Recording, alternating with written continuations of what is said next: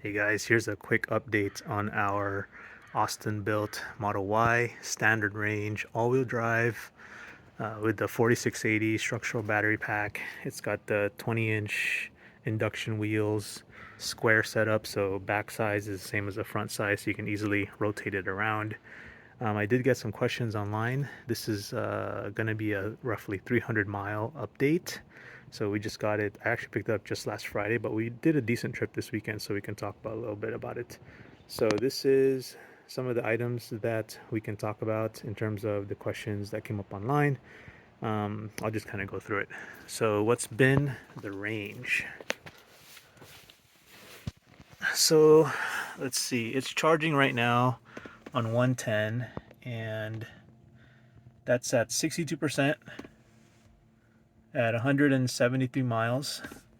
So that's actually, if you do the math, that's going to be really close to 270, 275 and 0 to 100% projected. So far, with no miles, obviously, it's got zero degradation and it's still projecting the full 270 miles. It's actually supposed to be 269 with these wheels and 279 with the standard 19-inch wheels. So I didn't really do any adjustments of these trip meters. So far there's 247 miles overall since new. And of that, we're averaging almost 300 watts per mile, which is a lot. She's a thirsty beast. But most of this driving, I'd say at least 75% of this driving was 75 to 85 miles an hour. So pretty fast. Not the most efficient speed for sure. The last 24 miles, which was all in town for us, that is averaging 252 watts per mile. So that's, I suspect overall with my kind of driving, we'll be somewhere between 252 and 300. So, call it 275. So without any degradation, that should go better. Okay, so I think so far no real surprises on the range. Let's see. Let's talk about interior squeaks and rattles. This thing has no interior squeaks and rattles. I first reported that it did on the initial video. I went to the beach. I gotta clean that up. On the initial video, let's see. Let's open this up. And I had said there was something that was vibrating back here. It actually turned out to be this cover. So it wasn't resting properly in its kind of home position. So it was just jostling around and probably moving something. But right now, zero noise. It really got no noise. It's been great. Very surprised. I expected a lot worse from Tesla build quality, to be honest. Um, I think someone online wanted to see more build quality stuff. Like, okay, so some people will freak out about this, all right? Look at it. It's perfect from that angle, perfect from that angle. But you look at it from this angle, kind of doesn't look right. But really, it's fine, guys. It's totally fine. That's better than some other cars. You know what I mean? Like some people say, oh, this doesn't quite line up. If you're that picky, I don't know what to tell you. These cars are not going to be absolutely perfect. But for me, you know, these things are just fine. Totally acceptable. Oh yeah, one other part. I believe some folks was looking at the hood. So look at that hood. And like, oh no, it's the end of the world. That's lifting up a little bit. I mean, come on guys. It's totally fine. Just depends what kind of angle you're looking at. But if you look at it that way, it's perfectly fine. I wouldn't freak out about stuff like that. But anyway, that's just me and my experience with cars. So let's see. LFP. No, this is not LFP. I wish it was. It is not. It's a standard lithium battery. So it's one that you should not charge to 100% all the time. Unlike the Model 3 from the Model 3 Standard, which are battery pack sourced from China, which are LFP. By the way, if you're thinking about the rebate after March, that pack is not going to be eligible because the batteries aren't made in the United States. I think only half of it's going to be eligible, so 3,500 or so. Okay, charging time. Yesterday we routed ourselves to a supercharger, but it was so packed. There were maybe 25 superchargers at that area, but it was super full. And so all of the superchargers were throttling throttling down. So we were lucky to get, 61, 65 kilowatts being fed into the pack instead of 100, 150, something like that. So I'll have to come back on the charging curve itself yesterday. Ride quality. Ride quality. Ride quality is difficult to talk about because everyone has a different frame of reference when it comes to ride quality. The best way I can describe ride quality on this Model Y, um, and by the way, I'll touch on what everyone says is, or what Elon has says about this being a comfort spec and how the 2023s are supposed to be more comfortable. Again, comfortable is totally relative. What is comfortable? It depends who you ask. But let's see. The best way I can describe the way this Model Y rides and what I think many other Model Y rides is that it's like a European sporty trim. So your Audi S models, your Audi S lines, your BMW M series, your stock Porsche, really any stock Porsche rides like that. It's not a bad thing, but it's firm. It's gonna ride like RM2. RM2 rides really firm. And so, do you want that for your daily driver? Maybe you do, maybe you don't. I don't. I don't really necessarily prefer it, but the damping is fine. Damping is there to control the chassis of the vehicle when you hit large bumps and uneven pavement. So it's not only there to absorb shock, which that's its primary function as well, but so as a trade-off to that firm ride, this thing handles great. It really handles more like a sportier car with the low center of gravity, obviously. Um, I don't know if this is a firmer or a stiffer chassis than a non 4680 structural pack Y, but I really think it probably is because with the way the giga castings are done in the back and front, and the way the structural body pack is basically fused and bolted into the two subframes, it really does feel pretty taut and stiff, which is great for handling.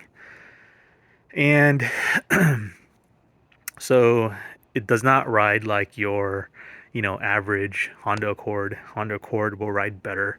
It doesn't ride, definitely does not ride like your higher end Acuras or higher end you know Mercedes luxury cars, like the luxury end of things, not the C class or the more along the E class level. Those are a little bit more comfortable. um, so yeah, just want to kind of do my best to relate that to you guys, that this is a firmer chassis and firmer suspension tune than your what you or may not be used to. By the way, on the suspension, so one of the changes that there's really just no light. I'm so sorry. Let me see if I can. Okay. You don't really see it there, do you? Not there. Let's go to the front. One of the changes that occurred with the Giga castings, and part of why this has quote unquote more comfortable suspension, is because right up there at the top of the spring perch, you can barely see it, but it's that shiny silver aluminum top hat. There's a softer and thicker rubber spacer essentially that goes in between the spring and the chassis and the top hat that cushions more of the NVH, or noise vibration harshness. So along with you can see the giga casting frame. I mean, that whole thing that is bolted to, that is one massive, pressed and casted, like a big micro machine matchbox. That thing goes all the way to one side and connects to the structural battery pack on the bottom. It's really impressive. But with that, it makes it more stiff. And someone online, I'll try to post it in the comments, a shop down here sort of almost local to me, compared the part numbers for the dampers of the 2022 and the dampers of the 2023, and the part numbers of the dampers themselves are exactly the same. It's really more about the parts that connect to it, the bushings, the top hats, the rubber mounts. Those were improved. So in typical Tesla, um, cost saving kind of mo. That's what they did. They didn't change the tune of the dampers. Okay, let's try to plow through these before I run out of battery here. Recall on the fastener. Yes, there was a recall, but I don't know if this car is affected. I'll have to check the VIN, and because this may have already been on the truck when that recall was issued. I'll have to check on that. The HD4, no, this one does not have hardware 4, and I don't think any Model Y is going to get hardware 4 until like late next year, maybe 2024, 2025 possibly. You can see the camera is the standard. um, let's see, focus. There it is. It's a standard one, and I don't see any of the cameras up top either. Oh, sorry guys, focus problem. Anyway, no, I don't think it has HD4. Now my order date and EDD. I ordered this February 7th, got it delivered March 3rd. And right when I ordered it, even before I committed to the order, it already had a VIN attached to it. So that's something you may want to consider, is try to get a car already with a VIN. So I don't know, maybe it was a unique situation for me, I'm not sure. But right when I ordered this, it already had the VIN on it. So tires and wheels. These are the 20s. I think I mentioned that earlier. I would have preferred 19s because the 19s is obviously 1 inch smaller. That means you get another ½ inch of rubber from up here.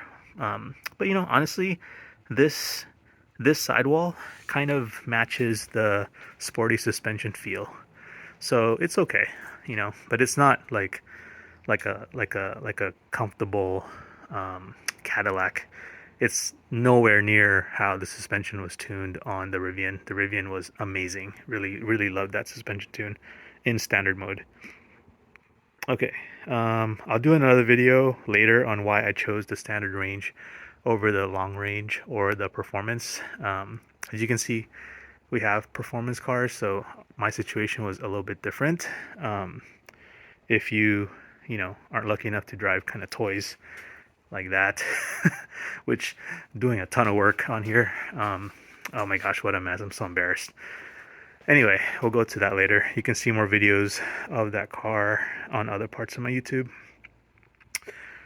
Another thing, yes, the most recent update on this car failed. That's another update that I want to share with you guys. That was supposed to have been done 2 nights ago, but for some reason it failed. It wasn't a huge update. I think it was adjustment to the hand warmers on the steering wheel and something else. The radar detector, yeah. So I noticed something odd. Is I always run a radar detector, and at night I believe that this camera up here is emitting some kind of a infrared, because it makes the laser on the radar detector just go nuts, absolutely nuts. So I had to turn off the radar detector because we couldn't drive at night. Last night it was just going off like crazy. So I think it has something to do with the infrared for the traffic monitoring, when it like scans your eyes and all that kind of stuff. So I'll have to figure that out. Maybe if I reposition the radar detector up here somewhere, it may not be as big of a consequence. Not sure. Or I may just have to turn off the laser function, all in all. So anyway, that was kind of a bummer. Some of the to-do list items. So definitely getting this tinted probably in the next week or two. And haven't got the mats. So you can see all the beach sand. I gotta clean that up after this. And CCS, I'm waiting for our Tesla CCS1 adapter. That's the high-speed DC fast charger that allows you to plug into the Tesla plug. So I'll do that this week. And if I notice anything weird, which I shouldn't, I don't expect any, I'll report back. So by the way, if you guys find this useful and I'm not just talking to myself, then let me know and I'll continue to do these updates. If not, then I don't need to talk to myself. I'm not a YouTuber. I just do this to help people who are looking at buying this car. Um, but I could much easier just be, working on that other POS over there. Okay, so I'll do another video on Rivian versus Tesla. Someone asked about that. Huge differences, obviously, totally different price points.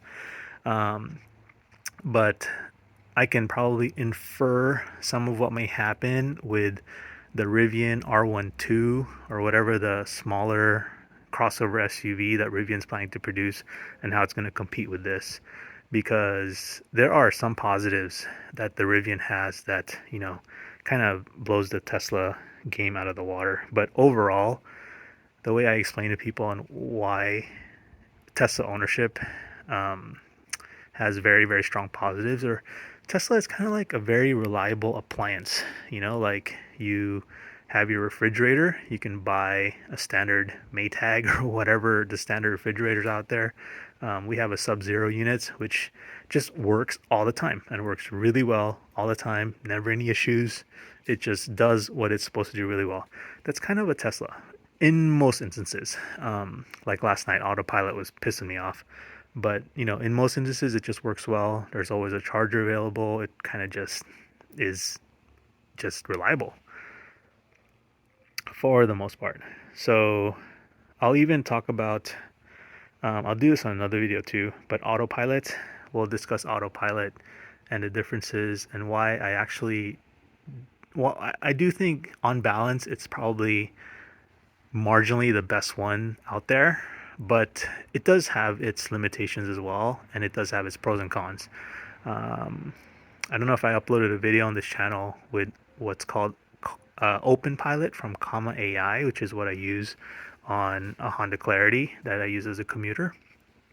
That thing is actually really good for what it is, and it has very strong pros, advantages over what's defaulted in a Tesla. So we can talk about it in another video. Anyway, guys, hopefully this is helpful. If it is, let me know. Do all that YouTube stuff, like it or whatever. Actually, I don't really care. But if you think these are useful, let me know and I'll continue doing them. All right. Hope you have a good day. Take care, everyone. Have a great week. Bye.